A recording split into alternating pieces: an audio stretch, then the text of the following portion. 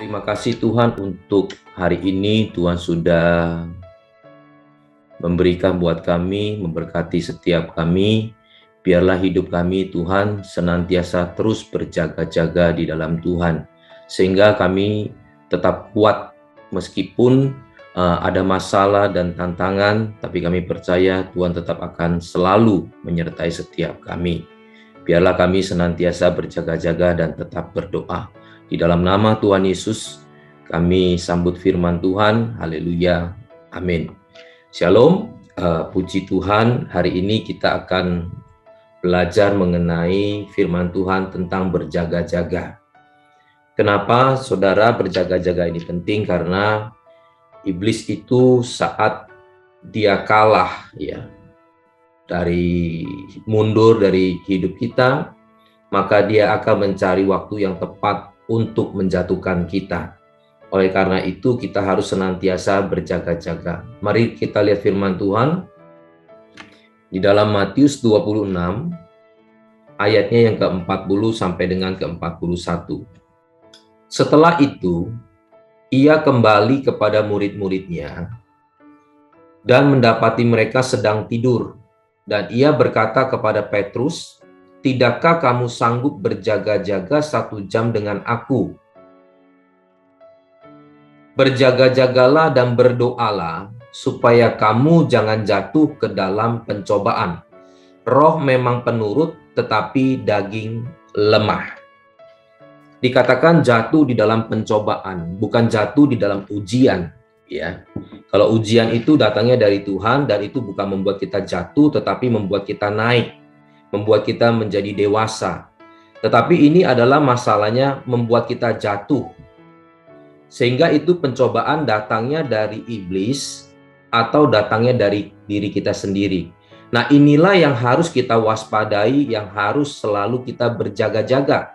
Jangan sampai si iblis itu datang menggoda kita, yang mungkin kita sekarang sudah menang, kita sudah diberkati, kita mungkin sudah sembuh dari penyakit kita, yang dulu kita susah, sekarang kita sudah menjadi orang yang lebih enak, lebih nikmat. Tetapi ingatlah, iblis itu mencari waktu yang tepat untuk menjatuhkan kita. Oleh karena itu kita harus senantiasa berjaga-jaga. Dan saudara tahu bahwa Tuhan Yesus ini bicara kepada siapa? Dia bicara kepada Petrus, Yakobus, dan Yohanes. Siapa mereka? Mereka adalah murid Tuhan Yesus. Dan bukan murid sembarangan, murid ring satunya Tuhan, yang paling dekat dengan Tuhan. Nah, oleh karena itu, jangan kita merasa bahwa saya sudah dekat dengan Tuhan, saya sekarang sudah dijawab Tuhan doanya, sehingga kita tidak lagi waspada dan berjaga-jaga. Inilah seringkali yang menjadi kelalaian orang-orang percaya. Berjaga-jaga itu kelihatannya mudah, berdoa itu kelihatannya simple, tetapi nyatanya murid Yesus saja yang sudah lama bersama dengan Yesus, tetapi mereka juga pun akhirnya bisa jatuh, mereka bisa lalai. Oleh karena itu kita harus tahu bahwa berjaga-jaga itu senantiasa harus ada di dalam kehidupan kita. Apa itu berjaga-jaga? Berjaga-jaga kita belajar dari kehidupan Kristus. Waktu dia ada di dunia, dia tetap melayani. Dia tetap bekerja, dia katakan sama dengan Bapakku bekerja, aku pun bekerja. Artinya saudara berjaga-jaga itu adalah dia melayani. Tetap apapun yang kita lakukan saudara, kita harus tetap melayani. Jangan sampai saudara roh kita sudah mulai padam, disitulah iblis mulai menggoda kita. Saudara tahu makanan, kalau itu panas, maka lalat itu tidak akan sampai kepada makanan itu selama makanan itu panas. Artinya kita harus tetap melayani, bekerja bagi Tuhan. Dikatakan Yesus naik ke sorga pun dia menyediakan tempat bagi kita. Artinya dia tetap bekerja.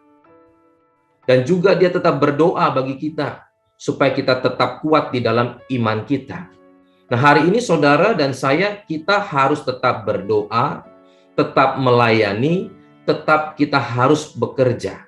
Kalau tidak, maka iblis yang digambarkan seperti lalat tadi itu Dia akan datang di dalam hidup kita, dia akan datang di dalam pekerjaan kita, dia akan datang di dalam keluarga kita. Dia akan mengganggu kita, saudara. Oleh karena itu, kita harus tetap berjaga-jaga. Nah, kalau kita sudah tidak berjaga-jaga, pertama tadi iblis akan mencobai kita. Yang kedua, kita akan mencobai diri kita sendiri. Jangan katakan pencobaan itu datangnya dari yang lain, tetapi dikatakan pencobaan itu juga datangnya dari diri kita sendiri. Saat kita sudah tidak melayani, kita sudah tidak bekerja, roh kita sudah tidak menyala-nyala lagi, maka saudara kita akan cari kerjaan yang aneh-aneh. Ya, saya nggak tahu apa itu aja. Bisa aja dengan kita ya mulai kembali lagi kepada dosa yang lama, ya. Mulai lagi saudara berbuat sesuatu yang tidak baik, yang tidak berkenan di hadapan Tuhan. Mulai cari kerjaan yang aneh-aneh, ya. Iblis mulai menipu kita, ya. Dia mulai membuat kita terikat dengan sesuatu di dalam kehidupan kita. Nah, itu kerjaan yang aneh-aneh. Akhirnya saudara, hidup kita kembali kepada hidup yang lama. Nah, lalu ada orang yang bertanya, bagaimana kalau saya sekarang nggak ada kerjaan, apalagi sekarang pandemi, kerjaan semua lagi sepi begitu ya. Mungkin pelayanan juga tidak bisa terlalu banyak karena dikunci. Ya. Saudara, bekerja itu bukan berarti kita harus keluar rumah. Bekerja itu bukan hanya seperti yang kita lakukan seperti biasa. Bekerja itu banyak sekali, ada yang bisa kita kerjakan, aktivitas yang memang saudara positif, yang di dalam Tuhan, yang berkenan di hadapan Tuhan. Jadi saya mau katakan begini, berjaga-jaga itu bukan hanya sekedar kita bekerja. Memang waktu kita bekerja itu kita berjaga-jaga. Sehingga saya bisa memberikan satu kata-kata begini. Waktu ada pekerjaan, bekerjalah. Waktu tidak ada pekerjaan, tetaplah bekerja, yaitu dengan persiapan untuk bekerja. Jadi waktu kita bekerja itu memang kita berjaga-jaga, melayani itu kita berjaga-jaga. Tetapi waktu belum ada pelayanan, belum ada kerjaan, tetap kita melayani, tetap kita bekerja. Dengan apa? Dengan kita persiapan untuk bekerja, itu pun bekerja. Contohnya, berdoa.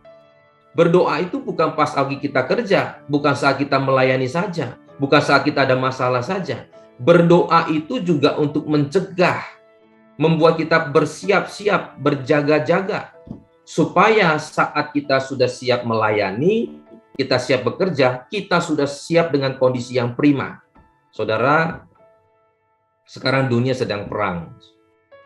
Tetapi apakah tentara-tentara itu, mereka tidak berjaga-jaga sebelum perang? Mereka tetap mempersiapkan senjatanya. Mereka tetap menjaga kondisi fisiknya. Mereka tetap melatih bagaimana mereka suatu ketika akan berperang. Melatih tembak, bagaimana melatih untuk menyergap, melatih dirinya. Itu mereka tidak berperang, mereka tidak sedang bekerja. Tetapi mereka bersiap-siap, dikala perang itu datang, mereka sudah siap untuk perang.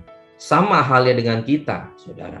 Berdoa itu bukan saat kita melayani, berdoa itu untuk berjaga-jaga supaya kita tidak jatuh di dalam pencobaan. Saudara lihat Daud.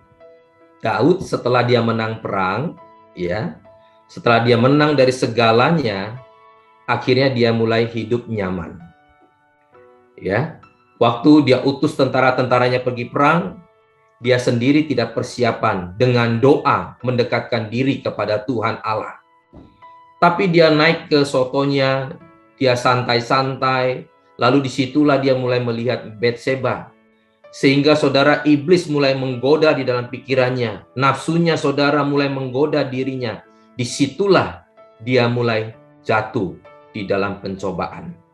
Nah, itulah gambaran kehidupan kita. Kalau kita tidak berjaga-jaga, kita mulai tidak siap lagi, maka saudara, ada kemungkinan-kemungkinan yang akan membuat kita jatuh, yaitu setan dan hawa nafsu kita. Nah, bagaimana pertanyaannya kalau kita sudah jatuh di dalam dosa? Kita kondisi dalam keadaan jatuh sekarang. Waktu murid Tuhan Yesus, mereka tertidur, artinya mereka jatuh di dalam pencobaan itu, Tuhan datang kepada mereka. Berapa kali Yesus datang kepada mereka? 3 kali Yesus datang kepada mereka. Yesus nasihati dia, Yesus tegur dia. Tetapi dari teguran pertama dan kedua, murid-muridnya ini tidak sungkan. Nah, artinya apa? Saat kita sudah jatuh di dalam pencobaan, hal pertama yang harus kita tahu, yang harus kita lakukan di dalam diri kita, kita punya rasa sungkan. Jikalau kita sudah dinasehati, kita sudah ditegur, ya, baik itu oleh orang sekeliling kita, orang tua kita, pemimpin kita, ya, bahkan firman Tuhan sendiri yang menasihatkan kita, kita harus punya rasa sungkan.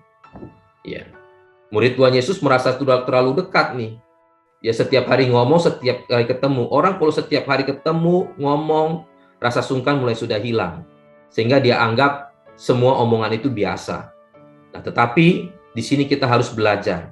Saat kita sudah jatuh di dalam pencobaan, kita harus mau diingatkan. Dan haruslah belajar mulai ada rasa sungkan di dalam diri kita. Mulailah rasa sungkan itu dari sungkan terhadap sesama kita, sungkan kepada orang sekeliling kita, sungkan di dalam kehidupan kita. Sehingga waktu kita belajar sungkan di dalam kehidupan kita, maka saya percaya waktu kita dinasihatkan seseorang, maka kita juga akan berbalik dari kesalahan-kesalahan kita. Mari kita tunduk kepala. Bapa di dalam surga yang kami kenal di dalam nama Tuhan Yesus, firman-Mu telah menguatkan kami, memberikan kami juga kebenaran, sehingga hidup kami senantiasa berjaga-jaga. Biarlah Tuhan firman-Mu selalu menjaga kehidupan kami, sehingga saat kami jatuh pun kami tetap diingatkan oleh firman Tuhan. Biarlah kami juga senantiasa mempunyai rasa sungkan, sehingga saat firman Tuhan itu datang kepada kami, menasihatkan kami mau berbalik kepada Tuhan. Terima kasih Bapa. Mari dekapkan kedua tangan di dada jikalau engkau datang di dalam pergumulan, kesulitan, masalah ekonomi, dan juga di dalam perjodohan. Percayalah bahwa Tuhan akan turun tangan menolong di dalam kehidupan kita. Jikalau engkau sakit pada hari ini, tumpangkan tanganmu pada bagian yang sakit. Kiranya Tuhan menyembuhkan, memberikan kekuatan di dalam kehidupan kita. Di dalam nama Tuhan Yesus, kami sudah berdoa dan mengucap syukur. Haleluya. Amin. Bagi Bapak Ibu yang masih memerlukan konseling dan doa, bisa menghubungi nomor telepon yang tertera. Tuhan Yesus memberkati.